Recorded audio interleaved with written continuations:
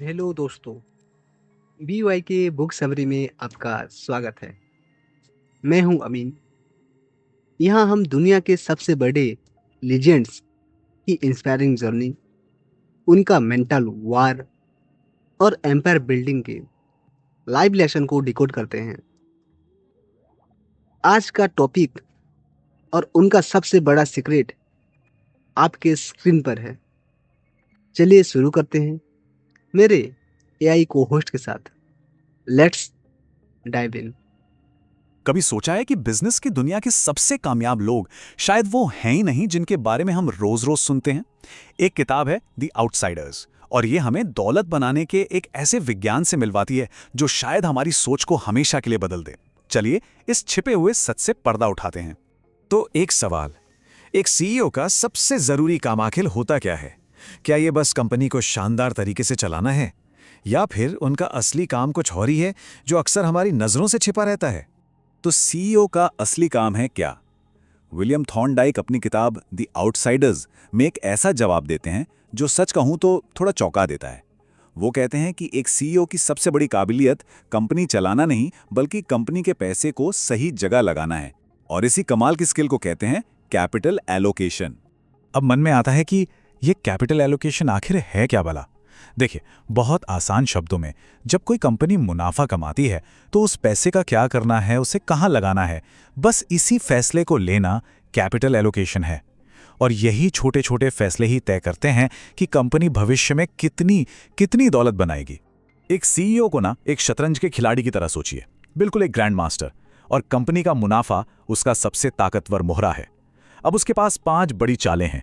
या तो share holders को डिविडेंड दे दो, या बाजार से कंपनी के ही शेयर वापस खरीद लो, नए प्रोजेक्ट्स में पैसा लगाओ, दूसरी कंपनियों को ही खरीद लो, या फिर पुराना कर्ज चुकाकर हल्का हो जाओ। हर एक चाल कंपनी का भविष्य लिखती है। तो चलिए अब इस खेल के एक असली मास्टर से मिलते हैं। नाम है हेनरी सिंगलटन। ये टेरेडाइन कंपनी के वो जीनियस थे जिन्होंने कैपिटल एलोकेशन की पूरी रूल बुक ही समझ लीजिए दोबारा लिख दी। सिंगलटन का फंडा बड़ा सिंपल था, जो सब कर रहे हैं वो मत करो। जब मार्केट डरा हुआ था, जब सब लोग अपनी कंपनियों के शेयर बेचकर भाग रहे थे, तब सिंगलटन क्या कर रहे थे? वो खरीद रहे थे अपनी ही कंपनी के शेयर जोर शोर से। और डिविडेंड, उन्होंने कभी 1 पैसा डिविडेंड नहीं दिया। सोच सकते हैं, उस जमाने में लोगों ने उनकी बहुत आलोचना की। तो इस सारी आलोचना का नतीजा क्या निकला? सुनिए और सुनकर हैरान हो जाइए। 27 सालों में जहां अमेरिका की 500 सबसे बड़ी कंपनियों ने यानी S&P 500 ने निवेशकों का पैसा 15 गुना किया, वहीं सिंगलटन की टेलेडाइन ने पता है कितना किया? 180 गुना, 180 टाइम्स। ये ताकत थी लीक से हटकर सोचने की।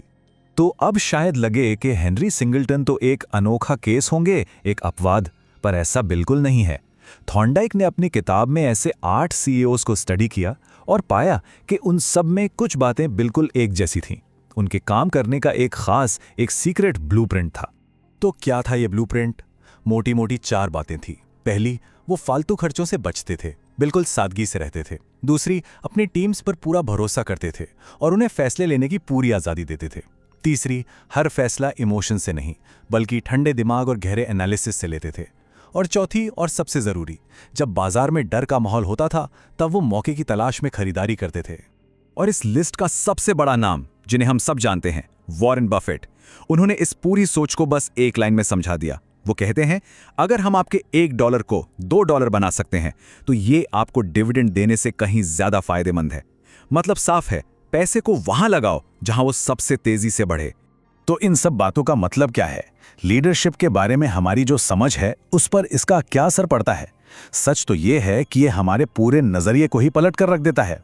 देखिए, आमतौर पर हम सब क्या सोचते हैं कि एक महान सीईओ वो है जो बहुत करिश्माई हो, मीडिया में छाया रहे और कंपनी को बहुत अच्छे से चलाए, राइट? लेकिन द आउटसाइडर्स का तरीका एकदम अलग है। यहाँ एक महान सीईओ वो है जो तर्क के साथ, लॉजिक के साथ कैपिटल को सही जगह लगाए और भीड़ से अलग सोचने की हिम्मत रखे। तो यहाँ सबसे बड़ा सबक, सबसे जरूरी बात यही है कि महान लीडरशिप हमेशा शोर नहीं मचाती। अक्सर ये शांत होती है, विश्लेषणात्मक होती है और हाँ, लीक से हटकर सोचने वाली होती है। तो क्या इसका मतलब ये है कि असली लीडरशिप हमेशा पर्दा के पीछे शांत और तार्किक तरीके से ही काम करती है, या फिर करिश्माई लीडर्स की भी अपनी कोई खास जगह है? इस सवाल पर सोचना बहुत जरूरी है। दोस्तों, ये था आज का पूरा निचोड़। BYK के बुक समरी के इस ग्रोथ गिफ्ट यानी इस इन्फोग्राफिक का स्क्रीनशॉट जरूर ले लीजिए, ताकि ये लेसन आपके लाइफ में काम आ सके। अगर आप भी हर रोज लीजेंड से सीखना चाहते हैं तो इस कम्युनिटी का हिस्सा बनिए। मैं हूं अमीन। हमेशा याद रखिए, रीड मोर थिंक डीपर। अगली वीडियो किस पर होनी चाहिए कमेंट में जरूर बताएं। मिलते हैं अगले एपिसोड में।